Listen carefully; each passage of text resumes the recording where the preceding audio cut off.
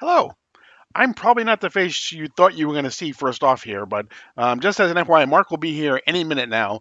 He was doing something with the family, but we're going to go ahead and get started. We got a great lineup of guests here tonight as well, and we will get started right after we take a look at this.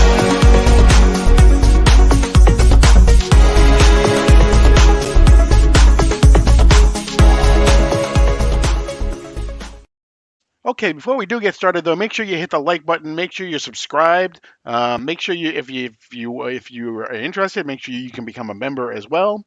Make sure you leave a comment. We'll be going into the comment section all night as well. Just want to take a minute to thank the channel sponsor. That's Big Time Collectibles. Nelson and his group. They do a bang up job. They are probably the best online retailer out there. I also want to take a look and make sure you go to Justin Comicx for some cleaning and pressing. $10 per book, fast turnaround times.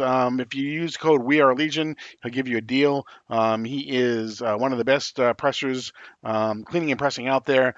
And while we're talking about it, don't forget about ABX Comics and Games. That is Mark's LCS. Paul and his group, they do a bang up job. They're super member of the community. So if you're ever in the Augusta area, make sure you stop by and see Paul at ABX Comics and Games.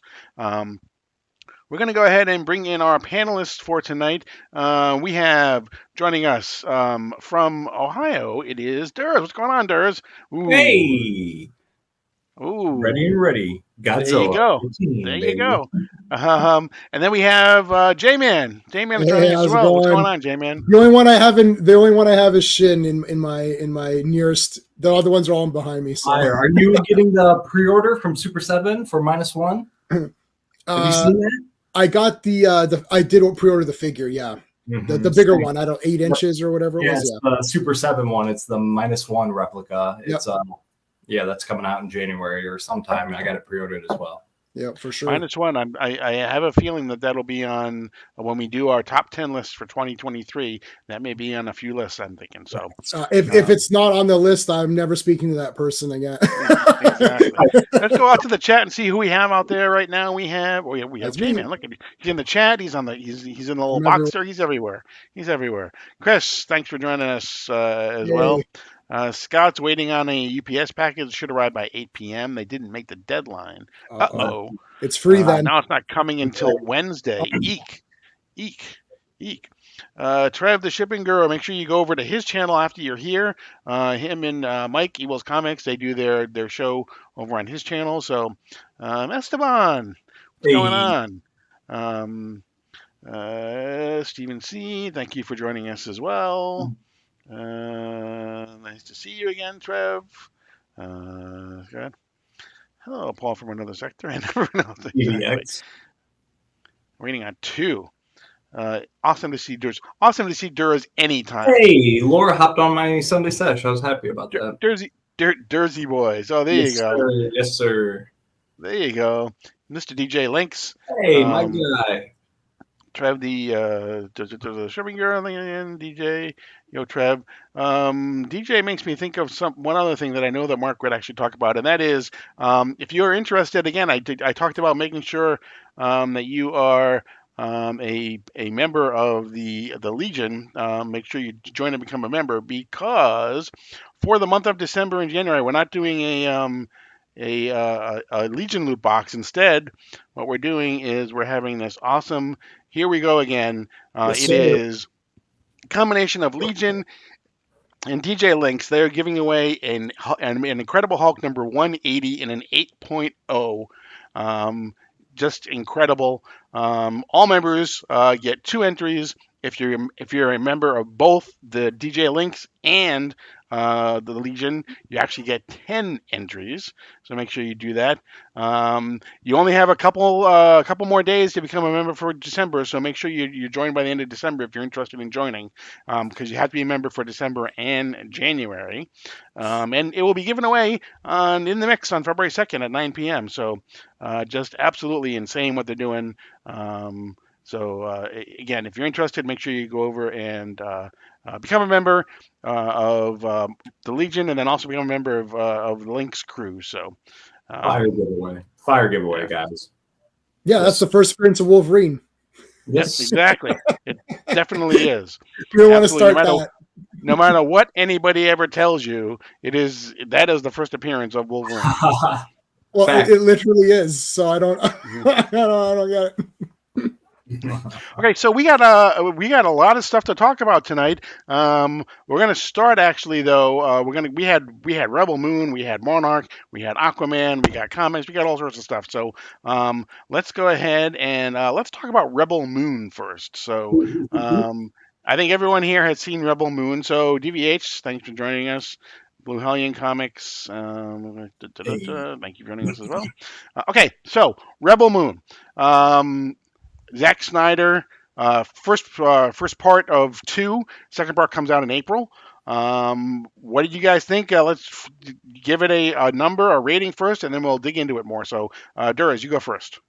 So when it dropped late, and I had to work the next day, but I did watch it while I was in bed, and I gave it a 5 out of 10 originally because it's a slow build-up. Watched it the next day, gave it what it deserved and what it needed. And I'm right on the fence, 7 or 8 out of 10 for me. Okay. J-Man? By my rating system, I gave it a 7. If I give something a 5 or 6, that's sort of a pass. 5 is a pass, 6 is like a little bit better. So it's a solid 7, which means it's a little bit better than a pass. So there you go. That's my number. All right. And I am Mark is not skipping his own show. He will be here.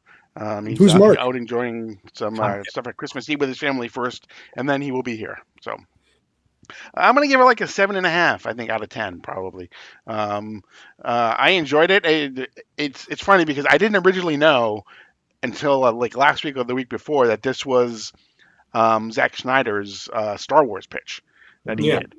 And obviously it comes through loud and clear if you watch the. From the first moment that you saw the legs of the Nazi guy walking off of the spaceship, I don't know what music they played, but in my head I heard dun dun dun dun dun dun dun dun. That's what I heard. But even having said that, I still enjoyed it. I mean, we were talking a little bit backstage. They had the lightsabers and stuff like that, but I really enjoyed it. So what were some of the things that stood out for you guys? You said, like we were talking backstage, how J-Man said it has that 7 Samurais element that's been done over and over and over in movies. I'm always a sucker for that type of style of a movie. For me, it gives you a lot more backstory to each character instead of saying, hey, here's a squad of characters, here's a platoon of characters, here's a team of characters. Get to know them throughout the movie. No, in this movie, you meet your first character, you get introduced to her, and as you're going through, you get those scenes where it's, hey, I meet this character. What is his backstory? Why is he here? What is he doing? What is his part to the cause and the revolutionary and stuff? And I'm always a sucker for that in this movie. And I thought that was really good to get those backstories of each character, especially it being a 2-parter, because now we got that out of the way, so we can just go full-fledged with the next part now that we have all the character building. So I really, really thought that was a good aspect. Plus, Zack Snyder's slow motion. I'm a Zack Snyder fanboy. I love that. The only downside was some of the CGI was a little weird in some places. The city looked a little weird, but then at the other end of the spectrum, it looked absolutely glorious when you had some of the space shots with the ships and some stuff like that. So I think it's a really fun movie. I don't know why it was getting trashed by reviews and critics. Another reason to never really pay attention to reviews and critics, but it's fun. If nonetheless, just have fun with it, man. That's how I look at it. And as far as the Star Wars comparisons, there was the swords that turn into lightsabers, but that was more of kind of like a dark saber thing to me than almost a lightsaber and more of an energy projection. But other than that, man, it wasn't too Star Warsy for me.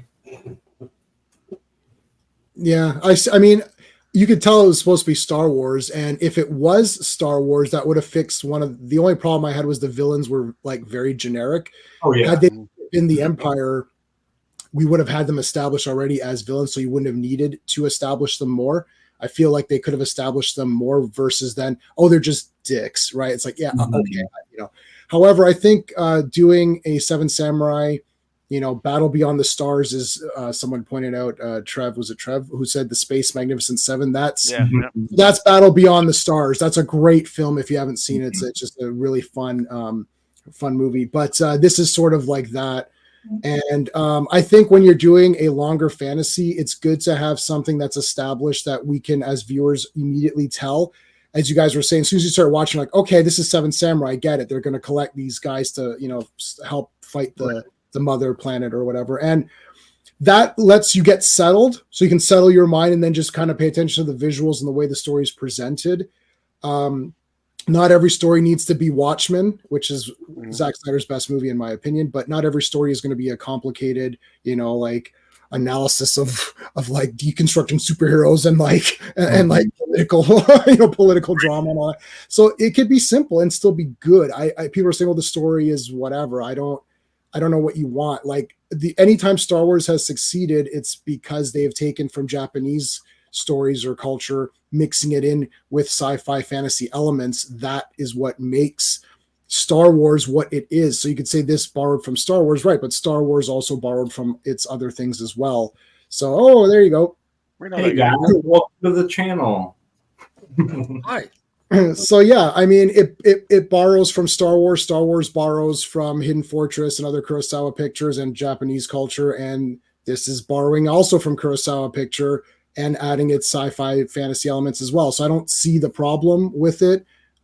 Is it better than Star Wars? Well, no. Okay. Is it better than a lot of the Disney Star Wars? I would say yes.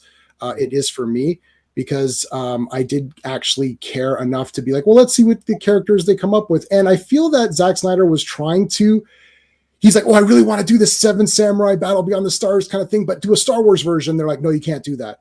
All right, well then I'll just make it myself. That's actually what George Lucas is like, I want to do Buck Rogers or Flash Gordon. No, you can't do that. All right, well, F it. I'll just do my own thing. And that's kind of what he did here. And I'm not a Snyder bot. I was saying this backstage. I hate Man of Steel, BVS, and I hate Justice League. What happened today? What the heck? But I love 300.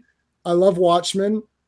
I love Sucker Punch. Fire. The two zombie flicks, the remake was not too bad, and the other one was okay. But I like this one. So I don't think this. I'm going to just blindly hate or blindly love it either.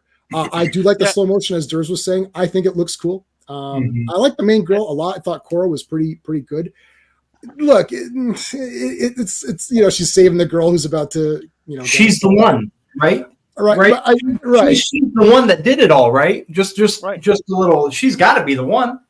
But I also don't. I mean, I don't really mind seeing things from other movies if it's used well and it's done. I mean, like the whole Gryffindor thing, that was like a Harry Potter type thing that was thrown in the middle there with the guy, breaking the. Exactly, so it was like, there were the lightsabers that, I'm actually really bad when I watch a movie, because when I watch a movie and I see someone, I'm like, oh, that's the wizard from Shazam. He's not supposed to be that, but I'm like, oh, that's the wizard from Shazam. Oh, yes. So I'm like, I always do that. I'm like, oh, that's actually the guy from Sons of Anarchy.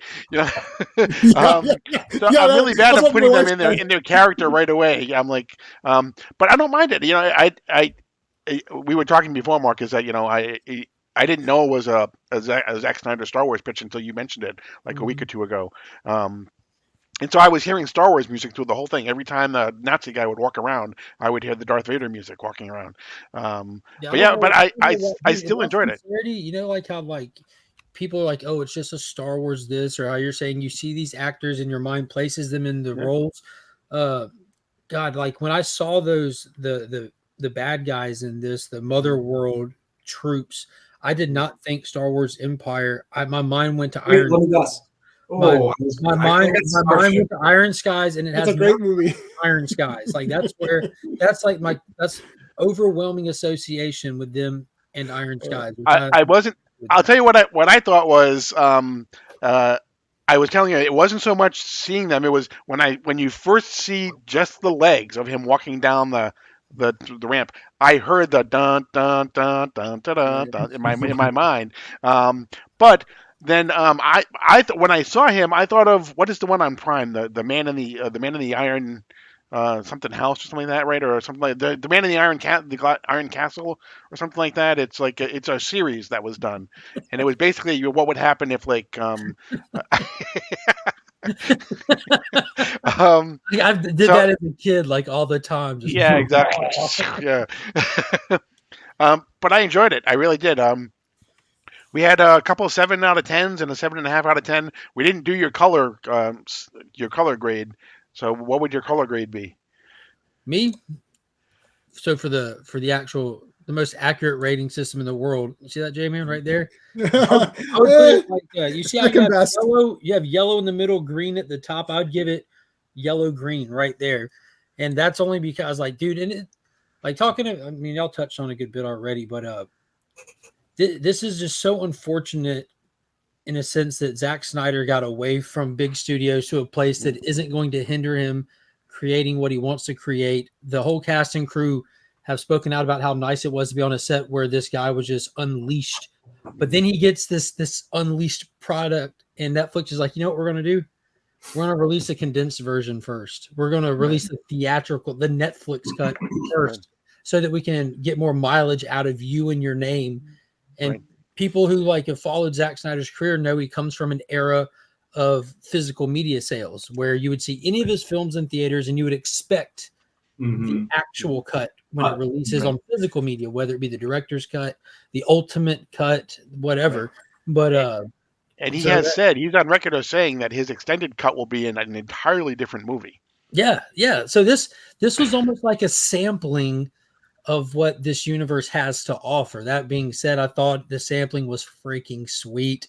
From the opening scene, hearing Sir Anthony Hopkins give us this amazing backstory that had me like hooked. Like for 10,000 years, the kings have ran with royal blood, taking over like the lands and ruling and secession for so long that they ravaged their entire planet and had to reach out to the cosmos to conquer other worlds. I'm like, yo, like that's dope. That's dope. And the fact that we visited so many worlds, like I felt like this felt like an awesome space opera. We were changing worlds every 10 minutes. Like, and I don't think it was convoluted in a sense. Like flying by worlds or seeing them in the background or anything. Instead of like in a movie, like, all right, we're at the warehouse. All right, we need to go pick up homeboy from his house. Well, his house is on a different planet. You know, it was that simple. It was treated that casually. I love that. There's so many cool visuals, and you can see the influences for sure. That whole like direct rip off one of this movie, that's absolute horse crap. Like I've been searching, and I talked to Pops about this. I've been searching every day since it came out for the people posting content, the comparisons. Let's take the scene from Rebel Moon and show me here where they're ripping this or that. Not a single video is out. If that was a thing, people would be banking on that. They would be showing that like a slam dunk on it. But like the most apt comparison I saw was when they went to the mining planet to get Nemesis, and they went down the elevator. When it landed, you look like you're on the streets of Blade Runner in the best way. Like, look at this. This is great. But yeah, I thought it was pretty cool. I give it a solid yellow green, and that's just because like that's some of my bias coming through. Like the minute the movie started and we panned down over this blazing gas giant with rings around it like Saturn, and you're like, wow, this is a nice sprawling shot. Nope, you're on the ground on a field with Korra, and that's just the sky, right? They're like, dude, that would freak me out. Having a planet that close, that would absolutely freak me out.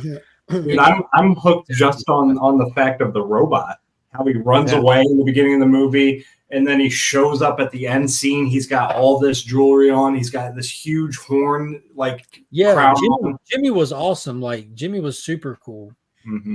So I'm very intrigued. Now, like in terms of the story, like the whole thing is like the secession of kings was broken by one of their closest loyal subjects assassinated the king, the queen, and the child, which is supposed to be the life giver, like this anomaly in the universe with mystic abilities, magical abilities that was supposedly killed. That kid's alive, right?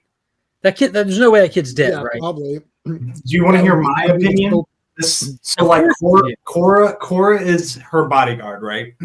So at first I didn't care really too much about the story, but as it went on and showed the flashbacks and stuff and started to piece together, I was on the edge of my seat trying to figure out. I was like, oh, Korra's the one, because they kept saying it was one of their closest, like trusted people that killed him. Korra's her bodyguard. So what I'm thinking is either A, Korra killed them, which probably didn't happen, or B, somebody killed them. Korra was there, saved the girl. The girl's still alive. I think that was the girl that was sitting there talking to Jimmy. Right. But she also said that the girl was dead and that she lost all. I know, but she was in the fire. She exposed everything. She's like, when she died, she lost all hope and everything and blah, blah, blah, blah, blah. So I think it could be one of either ways, but it would make more sense and set up more for her still to be alive. And that's awesome to see that girl can bring things back to life. I think that there's a high probability that girl is still alive. Just like I thought there's a high probability with Monarch that guy in the helicopter was still alive. He is. I'm crawling across the ground. Yeah. What the? He pulled his own Godzilla. He pulled his own Godzilla coming out of the sand. Yeah, as soon as they started the episode, I said, I gotta call Durs right now. I'm like, I'm not gonna ruin it. Well, I think if you're talking about it or thinking about whether the girl's alive, that's a positive sign because you care about the story enough to think outside of the movie when it's over. You still, which is why I still think it's better than any of the newer Star Wars Disney productions, because after it's over, you're kind of just like, oh, I watched that, and then I have to review it for my channel and all this crap. After I watch them, I'm always like on my knees thanking God that I survived it. Right. Yeah. So at least this you're interested. I always think about, do I want to buy the figures? That's like my first, because I'm a toy guy. There's only a Nemesis and a Jimmy figure so far.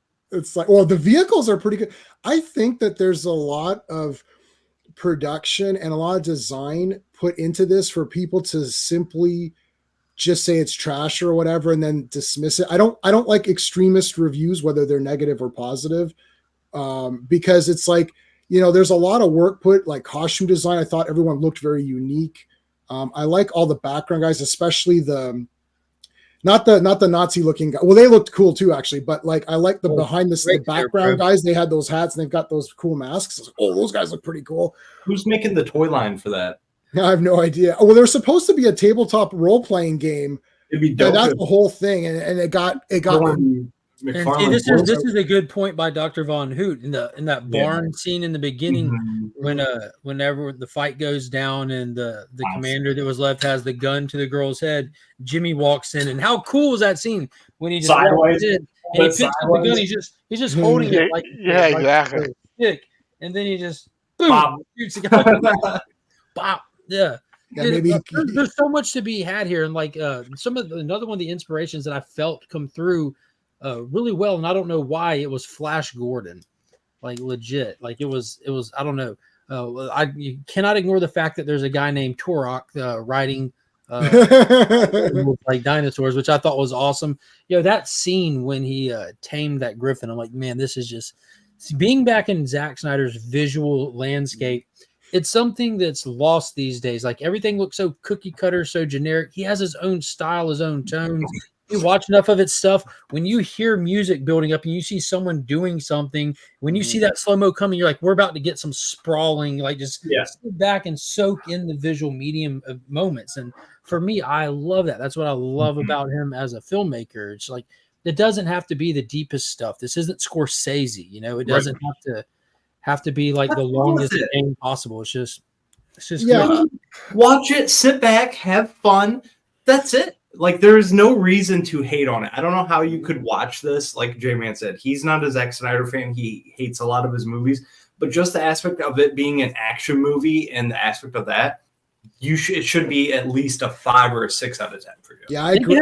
Think how much stuff you have to unpack in a long format. You have Turok, who's an actual prince. Who's like that was crazy finding that out towards the end. We got his whole like backstory of that. We have Nemesis, who lost her entire family, and like she's cool as hell. You have Korra herself that we're unfolding. You have Gunner, who's about to have the best character arc out of any of them, coming from this hot-headed farmer to wherever he's going. Like there's there's 7 primary characters pretty much like by the end of it, and all of them have like great stuff. And tell me, dude, we got Ray Fisher back. I cannot believe that they killed Ray Fisher. I'm like, I didn't know that was him until someone pointed out. Like, I didn't even realize that was him. He looked so my biggest disappointment from the movie is when they found Tyrannius and they first cut to the scene of them in a gladiator stadium. I stood up because I was so excited that we were going to get the coolest slow motion gladiator scene, and you get nothing. You get no Maybe fight. you'll probably get it in the other version, right? And I also want to point out that Dune has the coolest bounty hunter contraption I've ever seen with the scorpion, how it just snatches them up and they're stuck to it and then they just walk away. One of the most coolest contraptions I've ever seen. And then they just have the stinger in the back. Perfect. You're done. You're not getting out of that. Yeah, I didn't realize they weren't there. I realized they didn't kill that guy earlier, Right. I thought don't freeze him in carbon. What they first do to him when what's the main bad guy's name? Golly. Oh God. Their names are so Roman. I don't know. I don't remember his name. That was my only problem. The villain seemed a bit generic, but I remember Noble. There it is. Yeah, because it was an ironic name that his name is Commander Noble of all things. Darth Vader. He walks up to the guy and he shoots the pin through his neck, and I thought that he killed him because he falls down dead. He goes, see what else you can get from his brain scans, what other information you can get.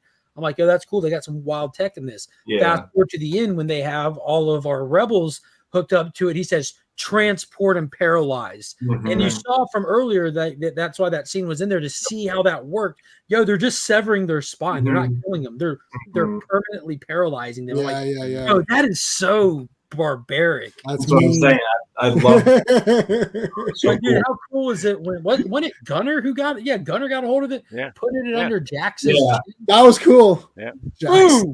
I love that we had that pause too. He puts it under there. He's like, yo, boom. Then he pulls it because he's not built for that. That ain't the kind of guy he is. There would be a pause right there. Like that final fight between Cora and Noble, that was pretty brutal, man. That was pretty brutal. Keeping in mind, there's numerous fight scenes in this where you could tell, like, there should be more graphic violence in the scene that I'm looking at. It kind of reminded me of Live Free or Die Hard, how there's a PG-13 theatrical cut, but then again, if we got a rated R version of this, watch the R-rated cut on physical media, and you're like, I seen this whole movie and none of this blood was in it. And it's just dude, you're expecting blood all the time. Yeah, this wasn't an R-rated cut. My issue is the action sequences are R-rated, but the bloodless. Yeah, exactly. Which means we were getting a bunch of crap CG blood instead of dude. Find me a movie these days where you're not getting CG blood. It's so much cheaper than practical. That's like impossible. It's only if it depends on what you're trying to accomplish with your film. If you want to have like these big, huge, space opera movies, you're gonna have to use it. It's just if you're doing a smaller scale action film, a 90-minute grittier action film, then yeah, you would definitely want to see squibs and all that. But it's just not gonna look. Everybody wants practical, right? Everybody, but it's just not. It's not practical. It's not practical to always have practical effects. Which scenes? Drop a comment. Which scene? Sorry, which one? Looks like where was it? Looks like Star Wars. Story from Rebel Moon is just odd. Scenes literally copied from Star Wars. Drop a comment. I mean, this is like but Star Wars is copy of other stuff as well. Yeah, even by like the entire crawl is literally from Flash Gordon Conquers the Universe. Say, you talked about this. It was Flash Gordon. That was one of George Lucas's inspiration was Flash Gordon in the serials. Right. I got them right there. It's like Star Wars guy. The only Pops is such a useful source of information that I wish he would come on and chit chat more because I have all these conversations with him. I finished watching something I call Pops. I'm like, and he points all this out, and he made the comment that unfortunately, the era that we live in, no matter what the sci-fi is, the general public's going to insert Star Wars. Everything's going to be compared to Star Wars because of the marketing. So the fact that Star Wars is just inspired primarily from Dune and other mega things that inspired Lucas, no one thinks that. They think Star Wars is this magic original concept, but it's far from it. And it's really basic too. And it's the basic that makes it so good. Same with Rebel Moon. It's severely basic and easy to digest, but there's so much that if you stop and look at this character and look at the few things they mentioned, open up an entire story if they choose to, kind of thing. It was how far back do you go, right? Like, because John Carter of Mars, it has like a ton of shit that Edgar Rice Burroughs, everybody stole from him. There's stuff in John Carter of Mars that's exactly Harry Potter. Like, not even a little bit. Like that wizard's chest and all that, that's in John Carter. And then before that, you had Gulliver of Mars or something. And before that, you had Across the Zodiac. Gulliver Jones. Yeah. And before that, Gone for Jones. That's right. Yes. And then before that, you had what was Across the Zodiac or something. You could look this up. First Sword Planet movie or whatever it is, and novel. It's like 1800. People are worried about Star Wars from 1977, not even keeping in mind that John Carter came out in like way before that. Yeah, 1914 or something like that, right? Yeah, 12, I believe. Easy point to that comment.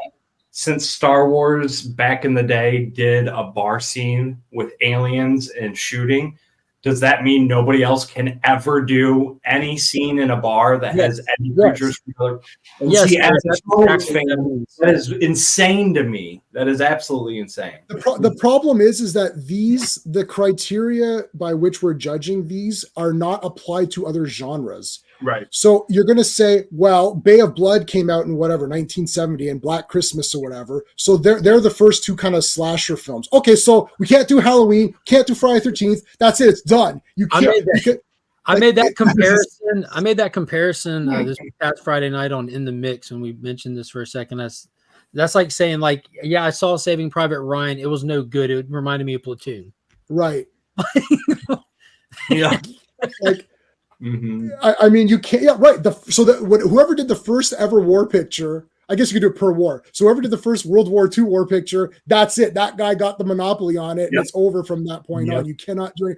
Oh, this reminds me of the beaches of Normandy or something. It's like, okay, well, I can't. Literally, the only comparison for me was kind of the ending. Most of the westerns of the 50s were copying Star Wars bars. How he dies at the end and he gets Anakin, he gets Darth Vader, he gets brought back to life. But we all knew that was coming. We did it. You knew once he got dropped down there, he wasn't dead. So again, and even watching that scene, I wasn't like, whoop, whoop, whoop, whoop, like the Leonardo DiCaprio meme, like, oh, that's them copying Star Wars. So like even the sword lightsabers fit because they were practical. That's always huge for me. They're practical and killing that spider. She was getting her with the swords. The swords did it. Got to light them up. Got that spider. And that spider was in Harry Potter, so let's make that. I like the way that they did the swords. We see the lit up swords, and we're like, yo, is that like lightsabers? And no, they're not. They're just swords that she was projections. Up. Well, it looked like she just had them like red hot. It's like exactly like an energy sword from Halo. It's a hilt, and when you project it, it's just the energy projection, basically. So same thing, almost like a dark saber kind of thing, but still. Different enough that it didn't bother me whatsoever. Well, I mean, you're allowed to like or dislike anything you want for any reason you want. You could say, I don't like her white cape, and that's it. This movie's trash. But the problem is that if you want to be taken seriously, you can't be an extremist in your review. You have to explain yourself better and at least give a reasonable rating instead of saying like, even though I despise, the three Superman Zack Snyder's. I'm not saying they're 0 out of 10 because that's outrageous. The action in Man of Steel is bloody incredible. Like I saw it in IMAX. You're like, wow, this is like bloody. This is fantastic. I've never seen anything like this. I think I went and saw it a second time, and then I realized like, well, this story like sucks. I hate this character. But anyways, the action is amazing. So if you want to see action, you haven't seen You didn't see a fight like that in a movie. And I see everything in the theater, so it was pretty exciting. Like we walked over, like, oh shit, goddamn, that was like crazy, right? Same with Batman fighting Superman, that was pretty crazy too. So you can't be crazy. Like even if I don't like, if I say something's trash, I'm just being funny. If I give my critical analysis, I'm not going to be an idiot because it's going to make me look stupid. People are saying this is like 0 or this is the worst movie. Like, how? You watched that and you thought it was the worst movie? Like, really? There's so much production value. Right. Every costume is so meticulously created. That Sucker Punch movie, by the way, I've got the Sucker Punch book. Her sword, Baby Doll's sword, has the entire film etched out in it. That's awesome. And like literally, because it's like the book shows you the entire making of all the costumes. It's crazy. The details, the whole movie is etched out on her sword, and her little danglies on her guns. That's her sisters. Those were her sisters. Like stuff like that. You can notice. Emily Brown sang the songs in the film as well. Yeah, the movie's fire. Don't sleep on Sucker Punch. I like Sucker Punch, and especially the real version. The full. I was about to say that's another one. You talk about a massively different. What they cut out for the cinema was like ridiculous. Context. They took a literal context moment. Like it's like a 10-minute long high rollers rolling in, and it pretty much shows you vividly what you're perceiving in the film. And like, yeah, we probably don't need that. Like, what? I also like Plan 9 from Outer Space, so I own that one. Oh, I don't mind Plan 9 from Ed Wood was trying his best, damn it. You know, give this guy get some amphetamine and get him on set now. In honor of Christmas, I'm going to go with Santa Claus Conquers the Martians as my. I love it. I my love it. Love it. I got the Elvira version of that one just because Elvira talks in between Speaking it. of conquering Martians, everyone on the panel see Aquaman? No. No. Godzilla talk before Aquaman. We're going to do Aquaman talk, then Godzilla. We're going to tell you all I about gotta go soon. Godzilla talk before Aquaman. Aquaman 2 dropped this past week. We're going to talk about it after Godzilla. I haven't even seen the first Aquaman, so give me a break. That was a fun movie. I'm not an Aquaman guy. Hey man, did you see? Are you up to date on Monarch? No, but I don't care about spoilers. I got episode 5 bored, my wife and I, so badly that we're like, we're gonna wait a bit because like it was like this backstory of her father, which we haven't really seen. So I don't know if I'm supposed to care that her father. Am I supposed to like her father or not like her father? So therefore, should I be on her side that he was a dick, or should I be on his side saying he was doing something way more important than this? I don't know. She seems annoying to me, so I'm kind of with her father. But so you had Kate's episode with episode 5. Mm-hmm. Is that the main girl? The daughter, yeah. So you had her backstory in San Francisco in that episode. That was the worst episode that they released by far. Yeah. And then episode 6 is quite possibly my favorite. Durst told me that backstage. All right, I'm not gonna watch it. Day and night, dude. Day and night. But for overall like television series, 5 was needed. You see the format; they're hitting character spotlight. Right. And with what we get with episode 7 is what should be our final episode formatted like that, where we look into the character May, Kentaro's would-be girlfriend. Oh, yes. Drug along. Thanks.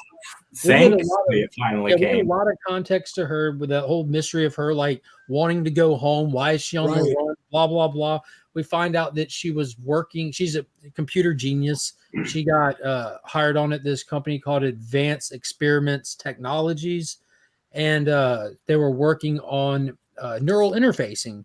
And she wasn't happy with their stuff. And she hacked into some of their stuff to look at it.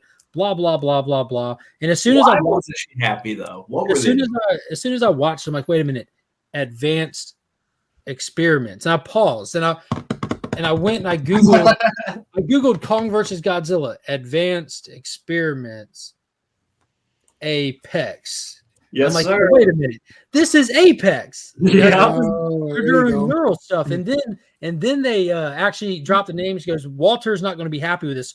Mm-hmm. Walter Simmons was the guy who built Mechagodzilla. I'm like, dude, this is Apex. But by the end of it, the boss is on the phone with somebody saying, yeah, I got the new update. I'll upload it now, blah, blah, blah. And you see all their monitors update from Advanced Experiments to Apex. So we get to see that she was working at the company that Walter Simmons owns that was starting the Neuralink technology so that they could pilot Mechagodzilla. She was involved in the coding of that. That's pretty cool. My mom got it for Finn. Hey, nice. Hey. That's super cool. But that was like the big cool little revelation of it. We also like hang out with Kurt Russell a little bit. He's running with that ragtag crew, including what is he? Man, come on. So I don't know what's happening here. Like he kind of took a turn here. Like dude. He went back to Alaska. He's with that crew of Monarch enthusiasts. Oh, I thought one second. I thought because when Homeboy crawls out of the plane, helicopter crash, wasn't she in there with him? Who is she?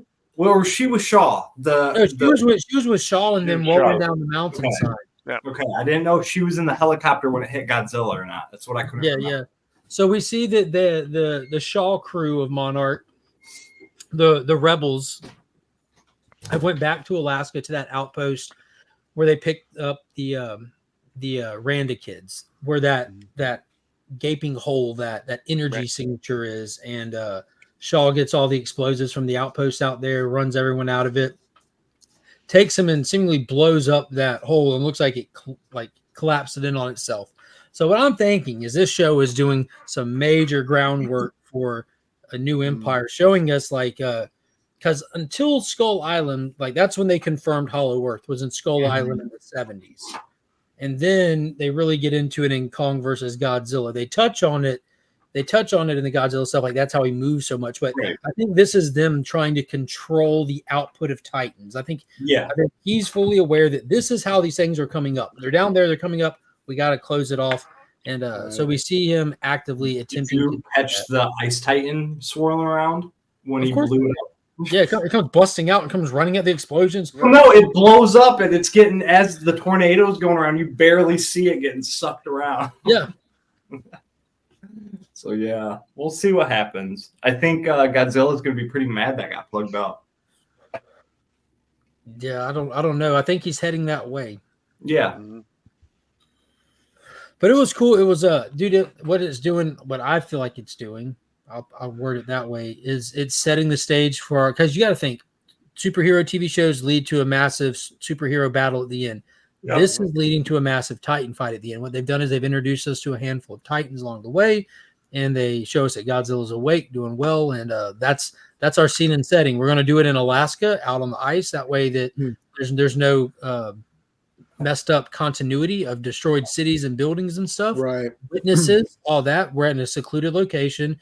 You've got the Titans, and I think we're going to see that ion dragon that we saw back in the flashback when they were looking at the ship that Rando was on. That hole.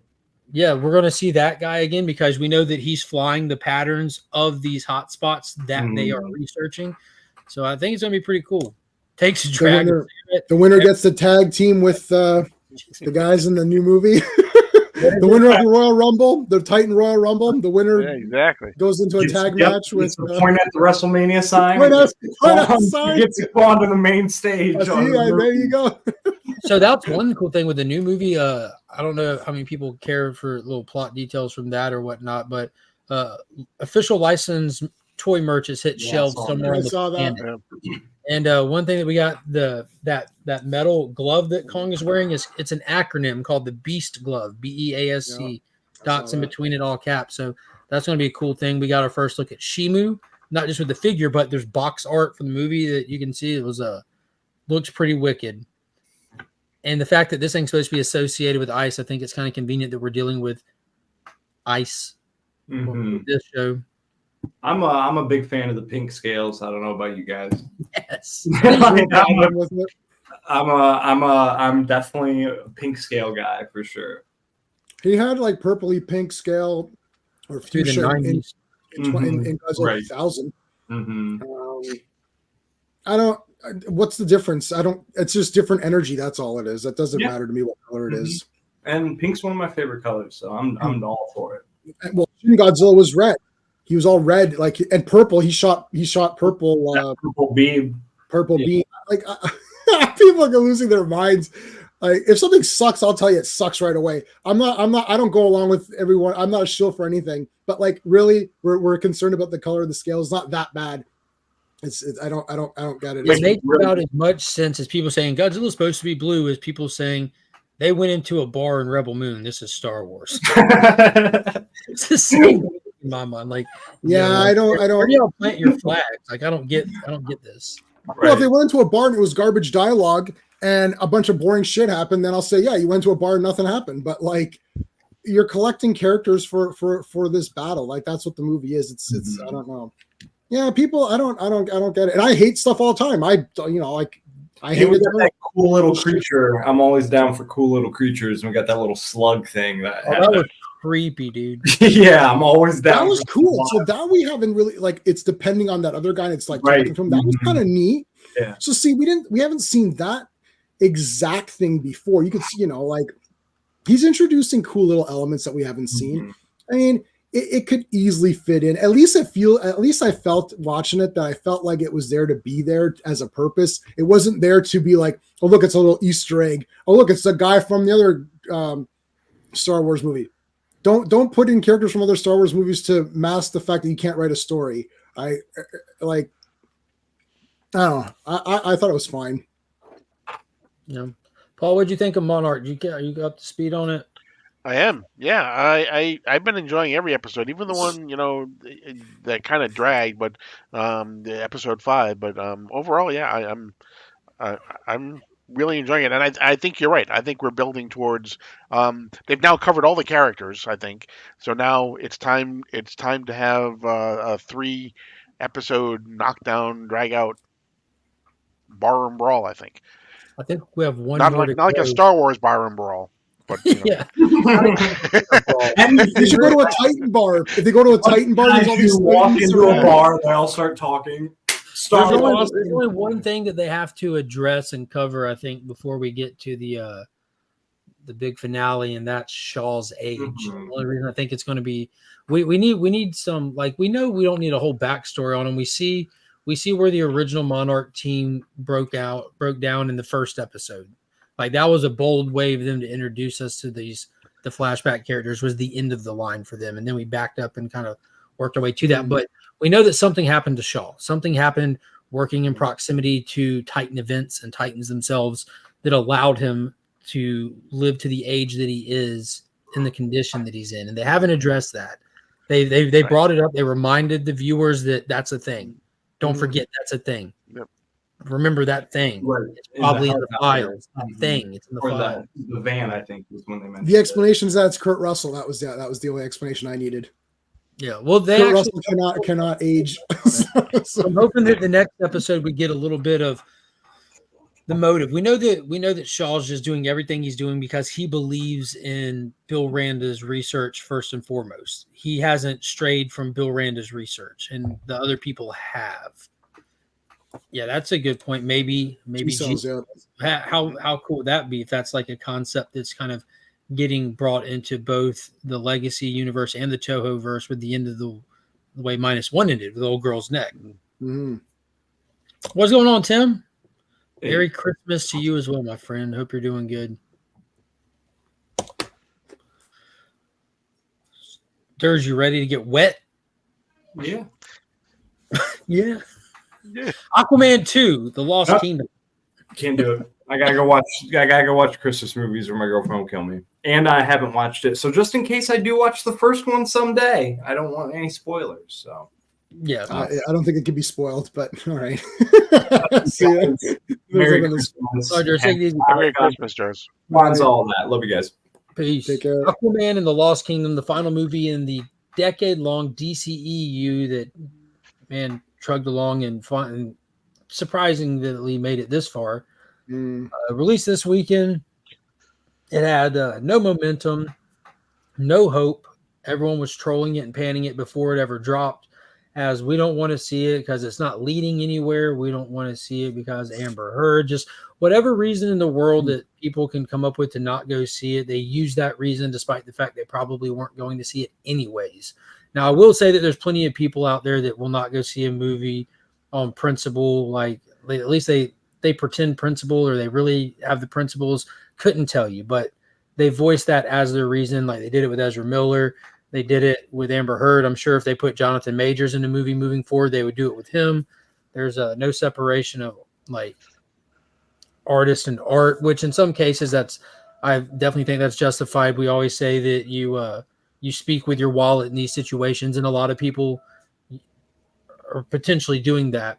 That being said, the movie exceeded all global box office expectations. It's sitting at 120 million worldwide right now. I think 120 million plus right now, Yeah. like 124 million. Most of that's coming from the international market. So it did make a good splash. It made a better splash than I think expected, even kind of creeping up to the higher end of the domestic projections. So I think it might have some legs long term. I think people are going to like quiet watch this one. But going out with the DCU going out with a bang, it did not. It's going to go out with a quiet swan song here. That being the case, I absolutely loved it.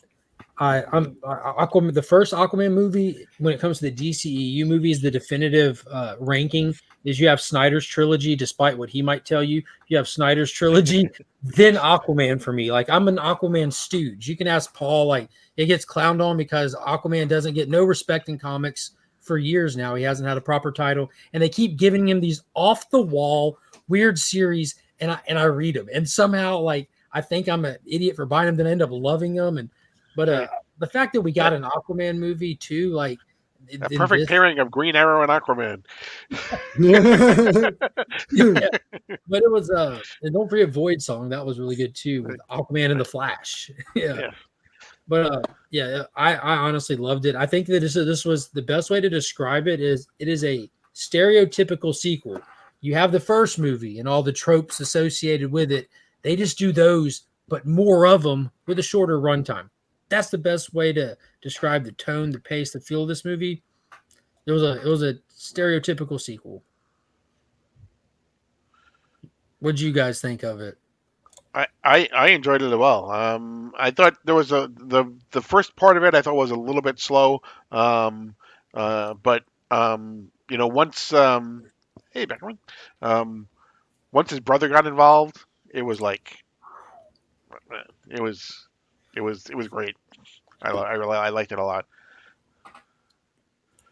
I gave it 8 out of 10. I really liked it. Whoa, didn't see that coming. No, I really liked it. I don't know what to tell you.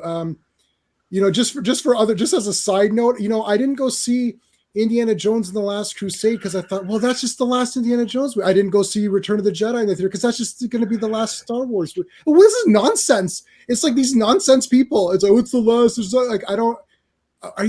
Why? What does that have to do with anything? Did you like Aquaman?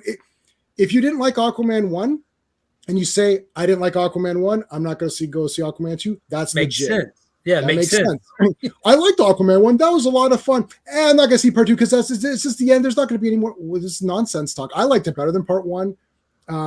I think the brothers together going on an adventure was better in this movie than Thor, any of them. With him and Loki going around doing stuff, I thought it was better than the two of them. I loved the giving him the cockroach and he loved it.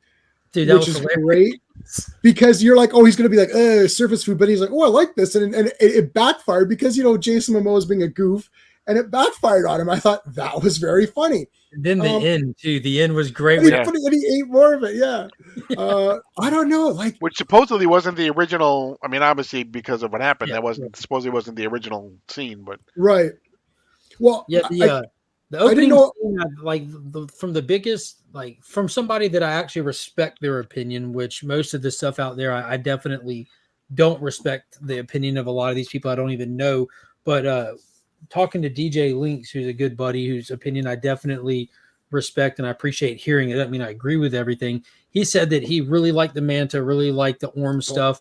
The Aquaman stuff was too camp for him. He felt like they almost Taika Waititi'd Aquaman's character in this, but not nearly as bad, not to that degree. But I get what he's saying.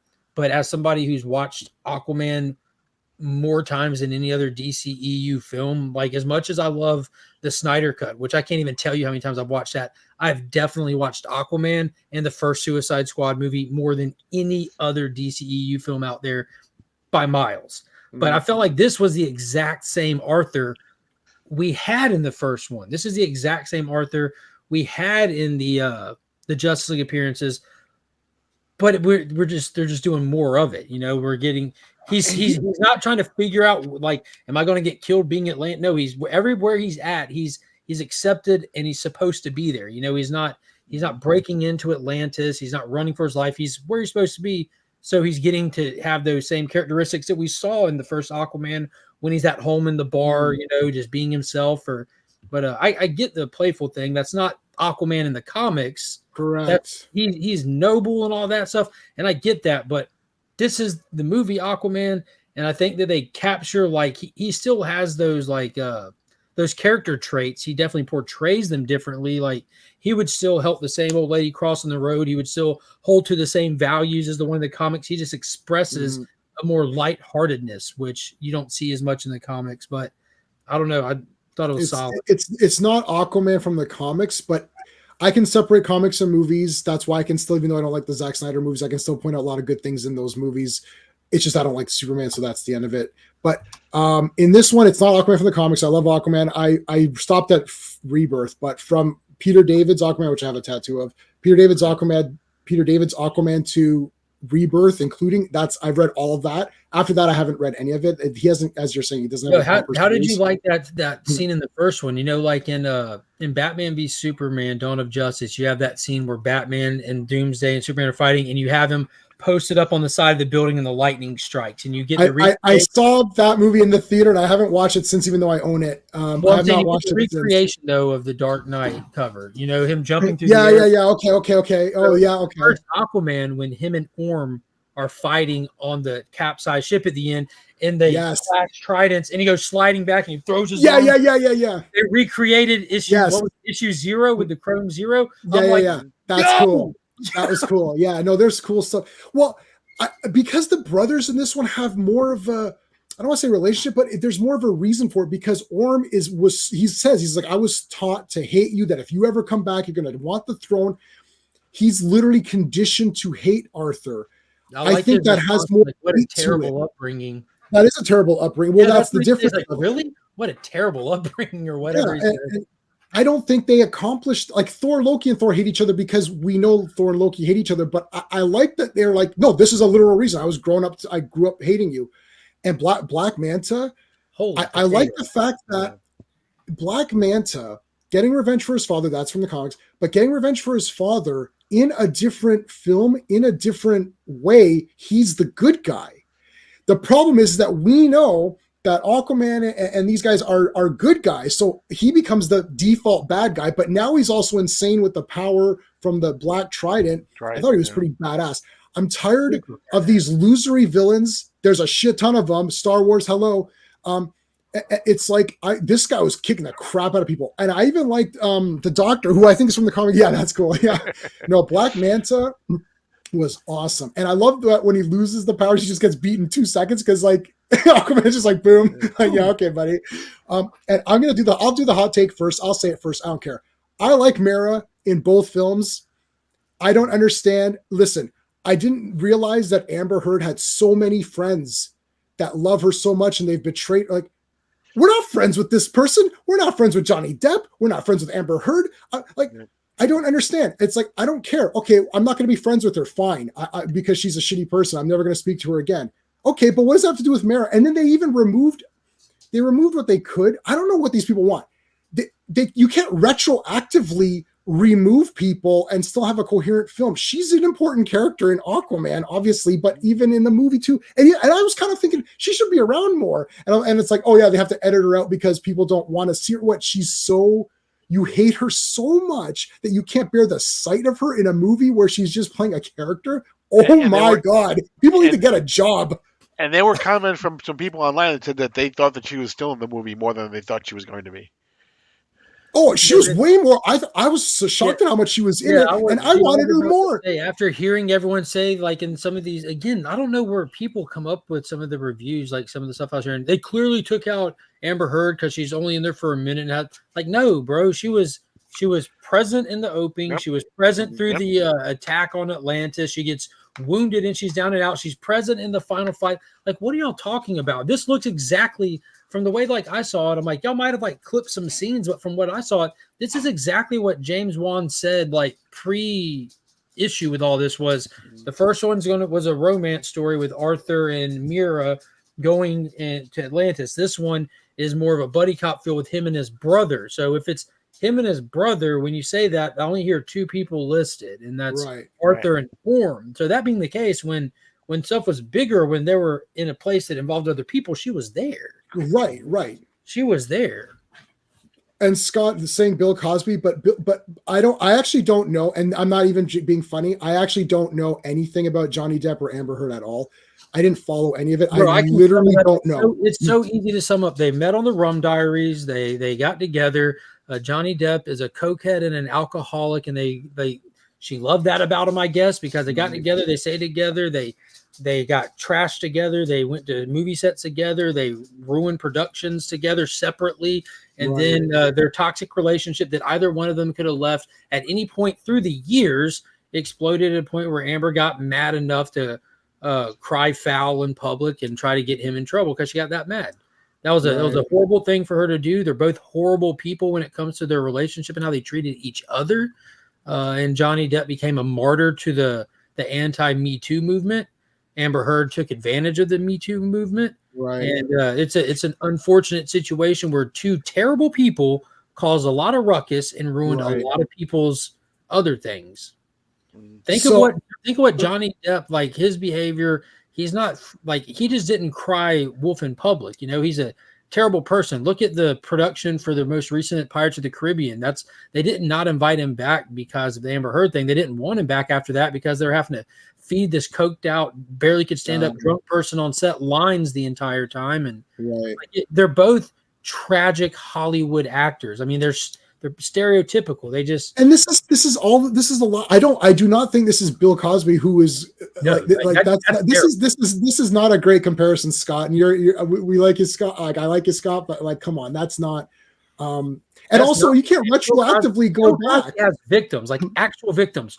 64 victims. This is not the same thing. 2 dozen victims away from Bill Cosby, he'd still have more than a baker's dozen of victims. You know what I'm saying? Like, the dude put up real numbers. That's crazy. Yeah, no, that's not the same. I mean, I don't. So she's a shitty person, and sounds like Johnny Depp's not a great person either. So she's shittier. So she's a 10 out of 10 shitty, or 10 out of 10 shitty person. He's a 8 out of 10 like whatever.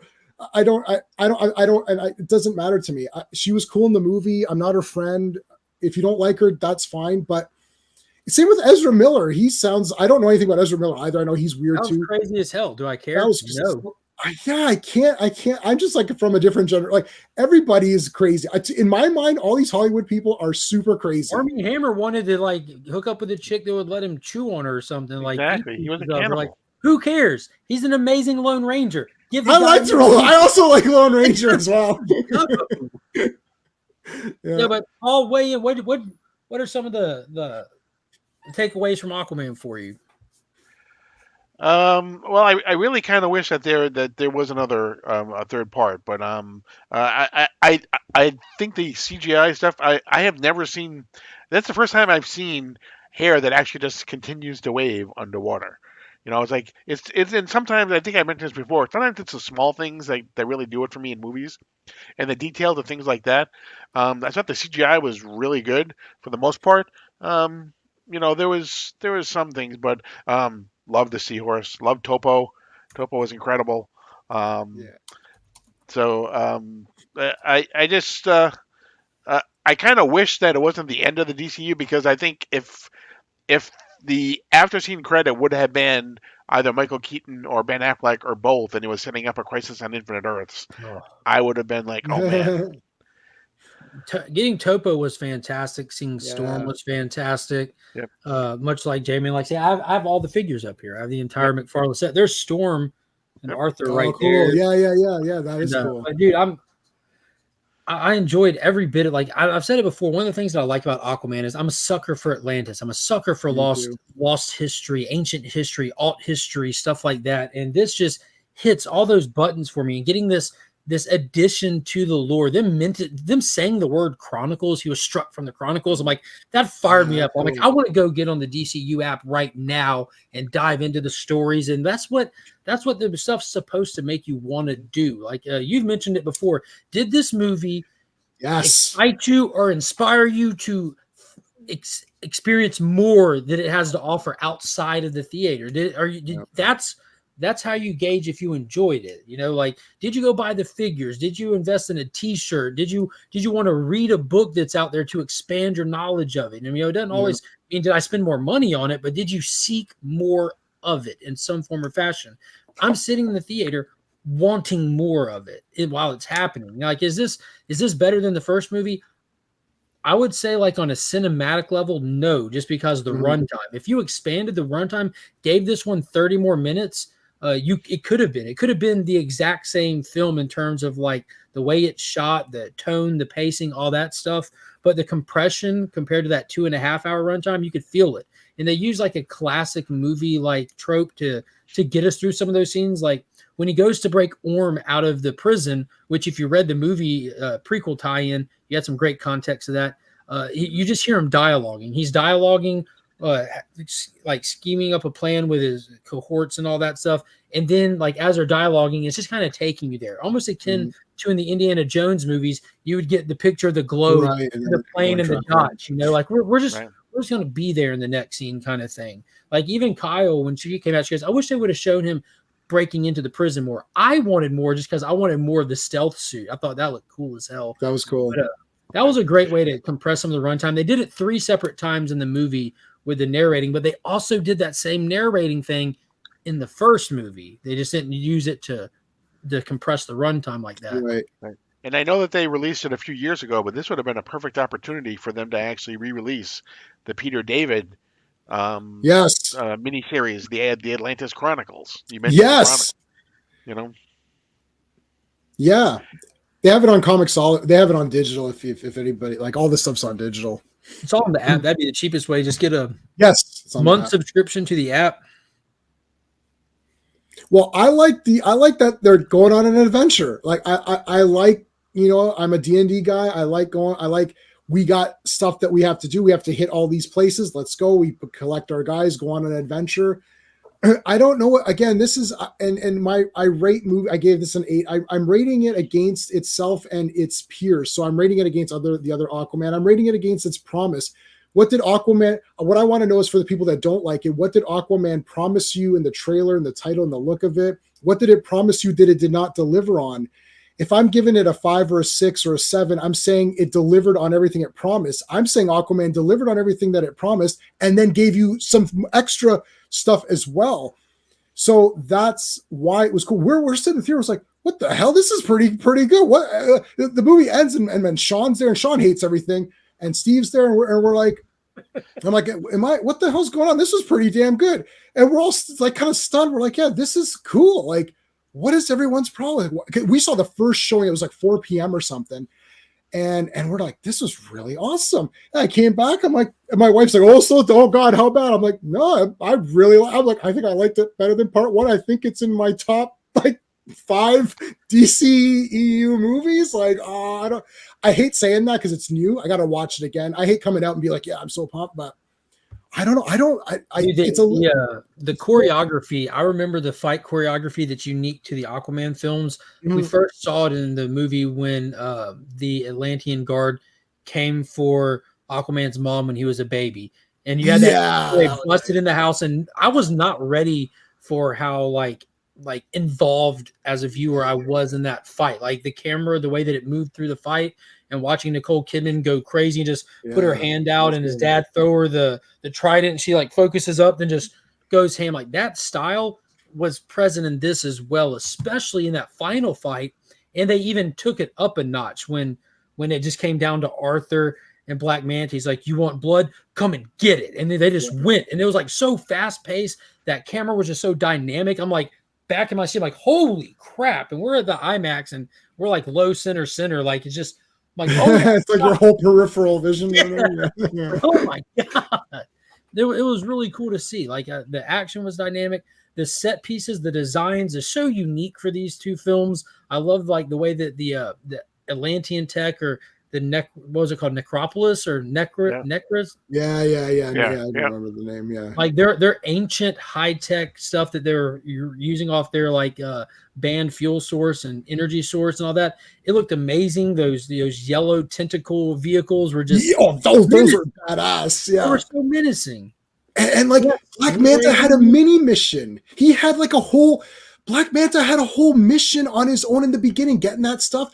And then we're like, he's like a James Bond villain. He had the big base. He had the big, like he had the vehicles. The volcano? Yeah. I'm like, this is so cool. I don't understand. This is, again, you walked out. So these people walked in the theater, sat down, paid their money, ate their food, walked out. I was like, no, that was trash. Like, what did you watch? Yeah, like, I don't get it either, man. I don't. What did you watch? I don't. And what did you want? What did you want when you sat down? What did you expect that you were going to get out of it? Look, it's not a deep story. So what? It's got a message about family. One thing I was concerned about, Comic Tropes put out a fantastic video yesterday on it, the time when Aquaman comics went too far. And that was one thing that I was concerned about with this movie, getting the introduction of Junior in this and knowing that he gets kidnapped. And even at one point in the movie, Kyle looks at me and goes, is the baby going to die? I'm like, I don't know. She always thinks I know the answers to everything with these movies. I'm like, listen, I legitimately do not know. I'll tell you now, in the comics, he died. But I think that would be the worst thing that they could possibly do in the movie. Like they should have never done it in the comics to begin with. Right. Like that was a mistake. I mean, but like, I hope they don't. I was very happy with the way that it played out. I will say the one and only thing in the entire movie that I thought was absolutely cringe was at the very end, which I thought was awesome, when Atlantis reveals itself to the world. They have the meeting after having spoken with the UN and made the arrangements, and Aquaman is giving the speech. It never should have ended with "I'm Aquaman." Woo! Exactly. That was goofy. Where did that come from? Like Iron Man reference or Iron something. Man 1. But it was the fact that like he was like so serious. He knew how important what he was doing was. Right. And then he's like, "Whoa, I'm Aquaman!" It felt like South Park to me. Like, what just happened? Yeah, he's still a bit of a meathead. Yeah, right? all he needed to say was, "I got cred, bitches." I got cred. You got cred, yeah. Yeah, Jason Momoa is a bit. I almost thought, like, at some points, Orm, I was like, Patrick Wilson looks like he would have been a good Aquaman, like comic book Aquaman almost. Were you thinking that? We're like, shit. We thought that since the first movie. Like he looks like Aquaman pulled off the pages. That's him, right there. Which is heads. Do you have the toys? If you take off Jason Momoa's head and swap it with, they didn't do an Orm toy for the second film, and for the first movie, Mattel owned the toy rights, and we only have an Ocean Master with the mask on. Oh, with the mask on. Didn't do a Mira or an Orm for the second movie, but I have Mira from the first movie from Mattel, and I have Ocean Master from the first movie from Mattel. But yeah, he's got the mask. Maybe one day. There's some good sculptors out there. I'm still looking. I've been looking at some of them to get the Nick Cage Superman head sculpt that fits on the toys, because I'm like, what I collect are the movie figures. I've always loved movie figures since I was a kid, so I want to get the 7-inch page puncher of Superman that they did, because the suit is kind of like the right style, with kind of the slightly veer cut belt instead of a straight across belt. Okay. And then get the Nick Cage Superman head, which there's some great customs out there, and just pop that bad boy on there and put him on the shelf. There we go. But I gotta have him. I have the entire Flash wave, and yeah. I didn't hate the Flash either. I liked Flash kind of. So I was on the wrong end of that one. Sometimes I find myself on the wrong end. Yeah, I enjoyed the Flash as well. I see what people are talking about. The CGI thing didn't get me. Like, people are like, his running's goofy. Like, I've been defending Ezra Miller's running since Justice League. Like, I absolutely love the way that they do the DCEU Flash like speed effect. I like, because you have Quicksilver in the Fox universe, who's just slow motion. That's it. It's just you're slow motion. Then you have like Mercari in Eternals, who's just running on the treadmill belt with the screen moving behind her. Right. So she's actually out of sync with what, like, oh, this is how it's done. Like, yo, she's completely out of sync. She's supposed to be moving, like, you're supposed to be looking at her in real time, and she's still moving beyond real time on it. But then I despise that movie, so it doesn't matter. But then you look at the Flash. I'm like, yo, the Flash he's not simply moving fast. He's manipulating the speed. Yes. Like, he's in hyper time. He's not even in real time anymore. He's literally in hyper time. So that was one thing I think they've done really well. And in the Flash movie, they showcased it great with the first time you see him run after he walks out of the coffee shop and he's stretching. The visor come down, he puts his hands out, and then you go to his boot. You're at the back of his foot, and you just see reality go, yeah. And then he's gone. And then it just perfectly showcased when he comes walking out of his house and thinking about his mom. The first time he discovers that he can hit that time loop, and he's just walking, the music's playing, and then you see him kind of start trotting, then you see the light over him, then he's running, and then you see him just running fast. And then all of a sudden, that's fast running, yeah. Then it goes, poof, and then you get a little pop, almost like he broke the Speed Force sound barrier, and now he's moving through hyper time. It's not the same. And look at the Snyder cut. When the mother boxes form the Unity and explode, he doesn't even move. He just looks up and just puts his hand out. He just puts his damn hand out. He's already there, yeah. And he's in hyper time. You're right. Like, now he's standing still, not running, Everything else is not moving. Right? I'm like, God, what are you yeah. not getting? This is the Flash. This is why he's an anomaly. That's why no one even thinks anyone else can come close to being as fast. And that's not even a debate. Like, who's going to win, Superman or Goku? I don't know. Let's talk about it till we die. Well, Superman, but but who's going to win? You don't have to think about it. It's the Flash. It's always the Flash. Yeah, Flash is for sure. Yeah, for speed. Kyle Wayne, what'd you think of Aquaman 2? I thought it was really good. It was really good. Awesome. We were talking about how you were concerned if Arthur Jr. was going to die. Yeah. I was too. I was like, no. And then I was like, oh my God, that only leaves his dad. No. And that was in the early 70s when they killed him too. It was that was before all the grit and grime stuff of the 90s that they started doing. I don't like them. Yeah. That's available on trade. That entire that entire saga. Check out this photo that I edited together for the kid. Go potty. Yes, ma'am. You sure can. You can go over real quick. I want to show these all. That was so close. They have the elf on the shelves, you know. Oh dear. Oh, we love it, man. We love it. So going back, let me see if I can find it. Here we go. I know Aggressive said it earlier. It might have been too far back at this point, but he made a comment about how parents are getting ready to do some shady stuff. some stuff for the night. Takes a drag on a cigarette, right? Yeah. Everyone else with kids ready to do some shady tonight. Yeah. So the elves, you know, they move around on their own all month long, and then Christmas Eve they actually get to hold them and carry them around.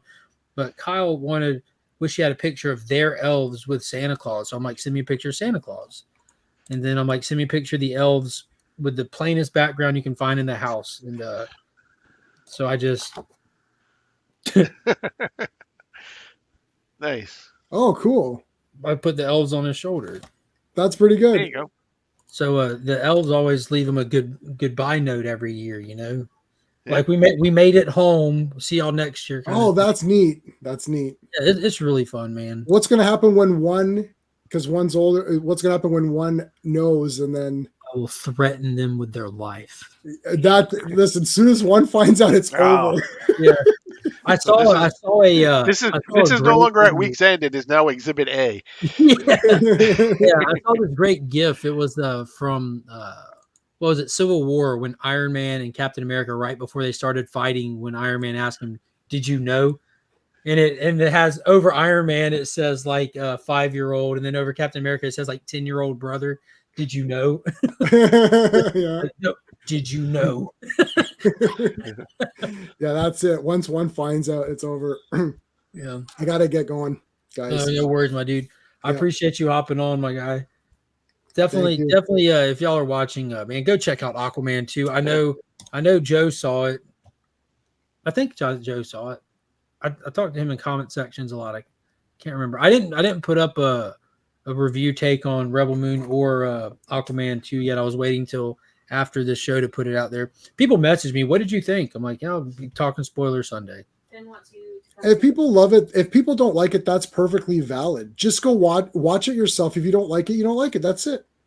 There's nothing to say. Not everybody likes it. Where people say every day, I don't trust reviewers. I see for myself. They sure don't go see for themselves. But they don't see for themselves. That's true. And some people might be waiting. They're not. Maybe there's some fatigue. I don't know, and they just don't want to see it. That's fine. They can check it out, but whatever. That is true. There it is. Saw it last night. Going again with my cousins tomorrow to see. Oh wow! I saw the first Aquaman when it came out in theaters. I saw it twice in under 24 hours.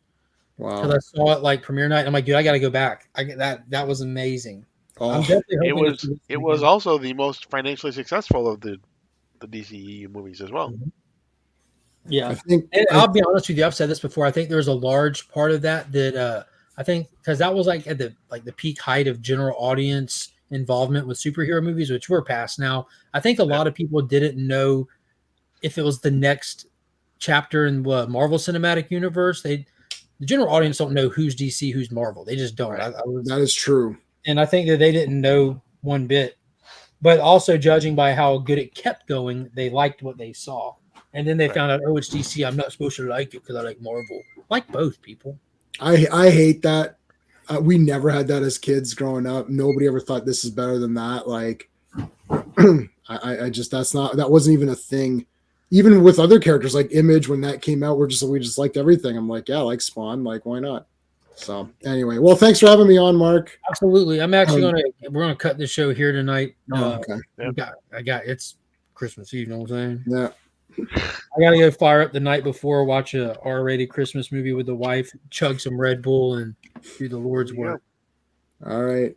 But everybody, don't forget to do the stuff and things. Check out J-Man on IG and all that stuff, and here on the YouTube Sector 28. Y'all are. I see a bunch of regulars in the chat. Y'all know what to do. I hope y'all have a very Merry Christmas. The Christmas video will drop tomorrow, and at some point along the way, me and Paul are going to get the next DC deep dive out this week somewhere. I've been overworked this last couple of days. Haven't got it out yet. But I appreciate everybody. As a reminder, you got just a couple more days to enter. If you want to enter, don't forget that channel membership, because the Incredible Hulk 180 First Appearance Wolverine and CGC 8.0 channel member event is happening right now, but you have till the end of December to get in on that. Check out the video. It's pinned to the top of my YouTube page. Don't miss out. Until next time, as always, I'm Mark. That's Paul. That's the J-Man. But we are Legion.